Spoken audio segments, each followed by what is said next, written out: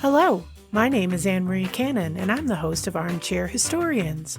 What's your favorite history? Each episode begins with this one question. Our guests come from all walks of life. YouTube celebrities, comedians, historians, even neighbors from the small mountain community that I live in. They're people who love history and get really excited about a particular time, place, or person from our distant or not so distant past. The jumping off point is the place where they became curious, then entered the rabbit hole into discovery. Fueled by an unrelenting need to know more, we look at history through the filter of other people's eyes. Armchair Historians is a Belgian Rabbit production. Stay up to date with us through Twitter, Facebook, and Instagram. Wherever you listen to your podcast, that is where you'll find us. Armchair Historians is an independent, commercial-free podcast. If you'd like to support the show and keep it ad-free, you can buy us a cup of coffee through Ko-fi, or you can become a patron through Patreon. Links to both in the episode notes. Hello, fellow armchair historians, and welcome to our second mini-episode from the UK. In this episode, Bob and I are coming to you from York, a cathedral city with Roman origins at the confluence of the rivers Ouse and Foss. The Vikings called it Jorvik. One of the most amazing things about this particular city is the city wall that surrounds the city center.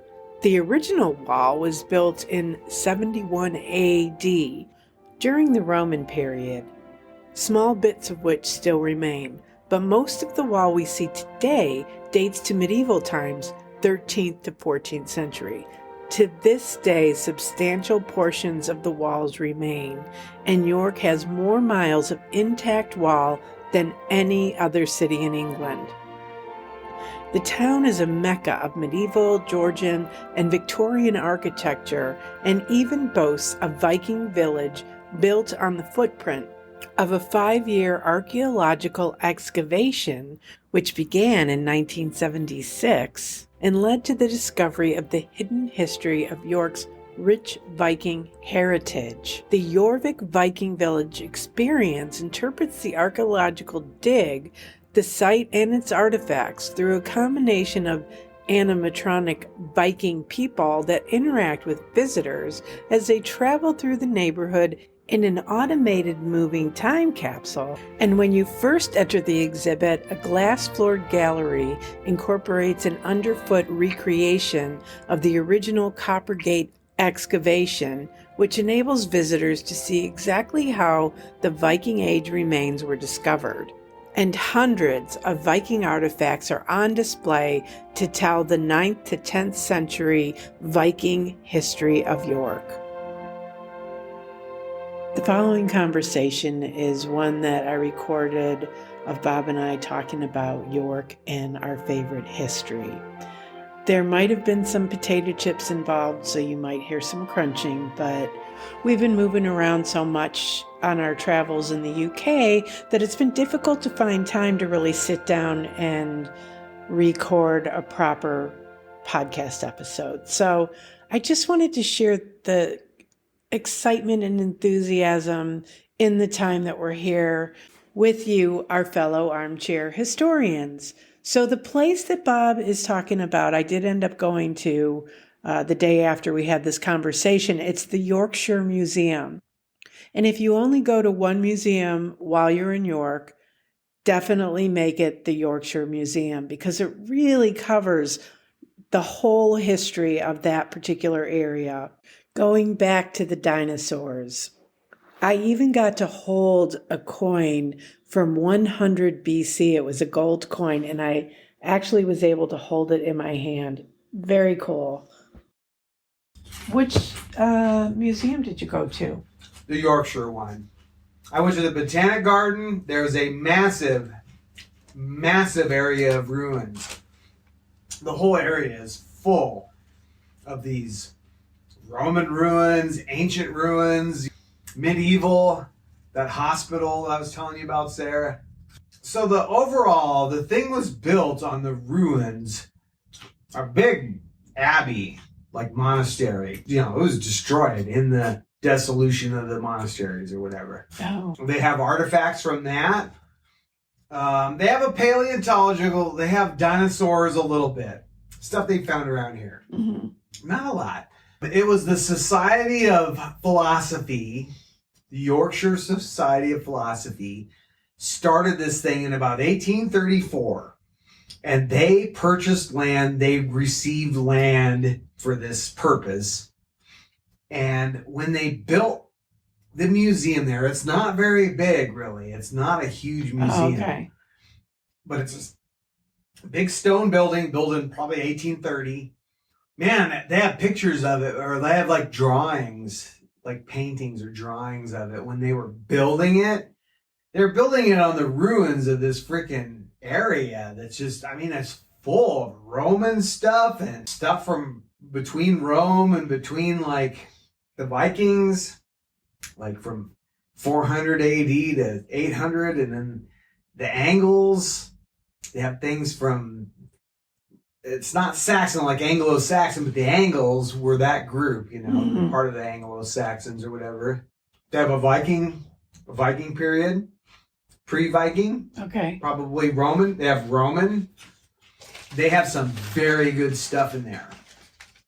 I won't say it's not huge, but then the whole area, the whole botanic garden and the whole area is over this massive, like, ruin. It's massive. It's over it? Yeah, it's on top of the whole thing. And like they even said how like when they went through and built this place, like they took the best pieces of it and then they buried everything else. Like one of their finds, they found a skeleton in the fucking basement of this fucking museum. They found a skeleton Of a Roman. Like, what'd they do with it? A burial. Okay. It's fucking displayed. What's really neat they have the library of this society. The upper floor is the books that these men collected in the 1800s. Like they're all fucking there. You can't like touch them. You can't get in there, but all their knowledge. They made a map. The guy made a map, or one of the groups, they made a map of England that was like in 1825. It was like the most comprehensive map of England ever. That map's there. So like that part of it's kind of neat. There's an exhibition hall. There's like a lecture. There's a big lecture room that you can imagine 200 years ago must have been just opulent. It's been modernized, so like the seats are all modernized and everything, but the actual hall's still there. The grounds of the entire place, there's ruins all through it. So you can see the ruins. They're out, and then it's grass. There's people are literally having picnics, children, kids, you know, laying out in the sun, doing the British thing. The British seem to love that. They lay out in the sun in the parks, you know. People buried eggs, like how your mother was so like into the eggs. Well, in ancient Rome, they believed that eggs represented life after death. Really? And so there's an egg. It was in someone's burial. I thought your mother would have appreciated that. Yeah, she would. Took a picture of that. This is an amulet. That's gorgeous. They found that fucking thing. They almost think that's the backside of it. When is it from? 1,000-something years ago. Wow. This is written in Old English. This tile says warns its readers, remember that this life does not last forever. You can be sure that this applies to you. Keep yourself in God's care. And remember, if death happens to you, it is only an adventure. And that's what it said. That's what it says. Wow. I like that. That's cool. Yeah, death is only the beginning. I was trying to figure out what my favorite history so far was. I really liked the Viking experience. I really liked that. It was different. It was kind of quirky with the, what do you call it, Amatron. The ride. Yeah, but I think it conveyed a lot of what it was like back then. They allowed you to go through the space, too, right? Even though like it wasn't that obvious that it was all there, but that was the real ruins. They built a fake house on top of it.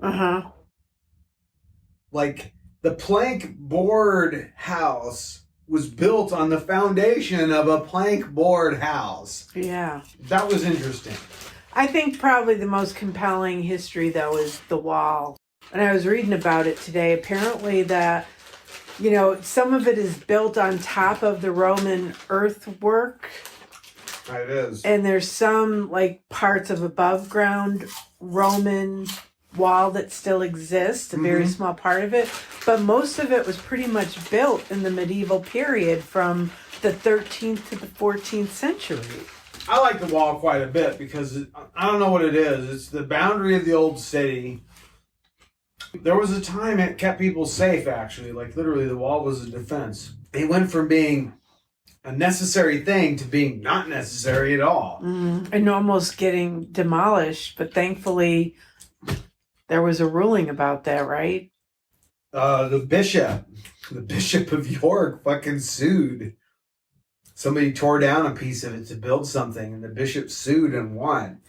And so the precedent, and English law always goes on precedents, but the precedent remained for a very long time. They weren't allowed to tear the wall down. That's why it's here. Yeah. It's the longest intact city wall in all of England. And even this is the most intact medieval city in the world. Is it? I didn't know that. I was wondering about that. Yes. So much of it was burnt down. In World War II and World War I destroyed lots of the other stuff, but this one is.